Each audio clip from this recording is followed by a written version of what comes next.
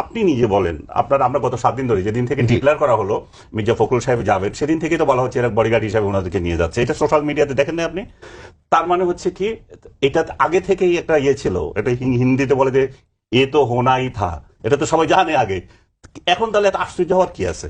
আশ্চর্য হওয়ার কিছু না। ডক্টর ইউনূস নিজের ব্যাগেজ নিয়ে বের হয়েছেন, ওনারা এদেরকে সহ বেরোতে চেয়েছিলেন। সরকারি যে ভাষ্য আমি দেখলাম আজকে, যে ওনাদের ভিসা জটিলতায় ওনাদের আরেক পদ দিয়ে বেরোতে হচ্ছে, ওনাদের আরেক পদ দিয়ে বেরোতে হয়েছে।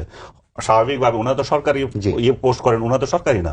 এখন যেদিক থেকে গিয়েছে সেখানেও আমি যদি বলি যে গণতান্ত্রিক আন্দোলনের বা গণতান্ত্রিক চর্চা বা অতীতে আমরা যেটা দেখেছি, আপনি বললেন যে এই কালচার তো এখানে দিন দিন হতে আছে এবং এটা হবে সেটাও জানি। এর আগে মাহফুজ গিয়েছিল, ডক্টর ইউনূস যখন লন্ডনে গিয়েছিল, একই তো কালচার হয়েছে, নতুন তো কিছু হয়নি।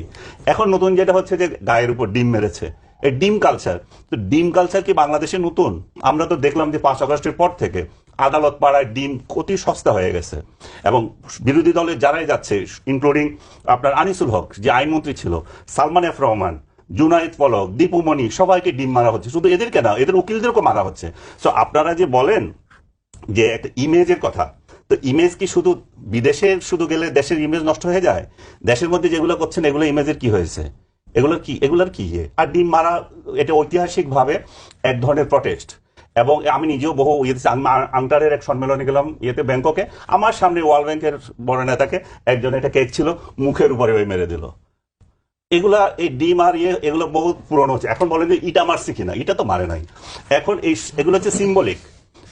এখন টার্গেটটা হচ্ছে এই সিম্বলিকে বলছে যারা কে গালি দিয়েছে, এটা যেমন বলতেছেন, আবার এটাও তো বলেছে, এটা তো শুনেন নাই যে এই আপাকে কিছু করে না, উনি মহিলা মানুষ, উনাকে যে সেভ করে নিয়ে গেছে, যারাকে তো কিছু বলে নাই। মির্জা ফখরুল ইসলাম সাহেব একজন সম্মানিত ব্যক্তি, তাকে যে সিনিয়র লিডার হিসেবে সম্মান করেছে, তাকেও তো কিছু করে নাই। এখন তাহলে কাকে মারবে ডিমটা? আক্তারি ছিল, বড় ছিল ডিম, তো হয়তো তার গায়ে, এই জন্য আরো টার্গেট করে তার উপরে গিয়েছে। এখন আপনি বলবেন যে আপনি কি এত এইসব কর্মকাণ্ড সমর্থন করেন? না, আমি সমর্থন করি না, কোনোভাবেই করবো না।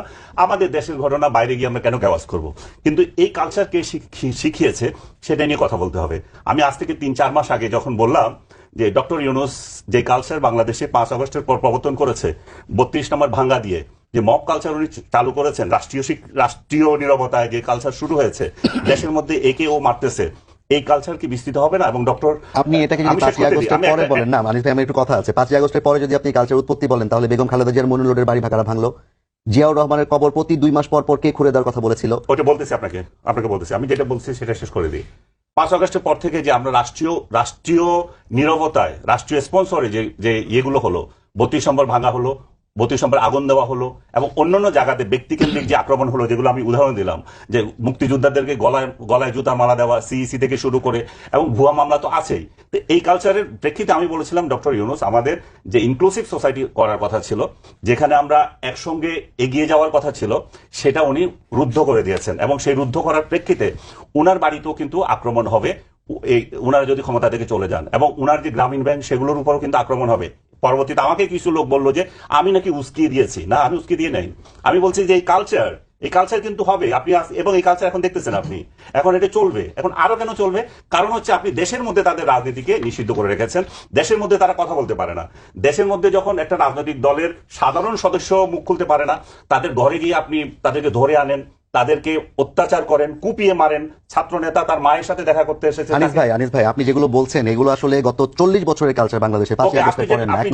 2 নাম্বার, বাংলাদেশ কেন শ্রীলঙ্কা, নেপাল কিংবা অন্য কোনো ইউরোপীয় দেশ থেকে মানে ইনক্লুসিভ হবে, আলাদা কেন হবে, এক্সক্লুসিভ কেন হবে?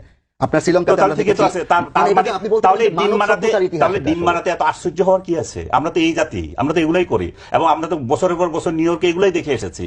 এত নতুন কিছু তো না, আমি চোখে তো দেখে এসেছি। সো এত মূর্ছা যাওয়ার কিছু নয়।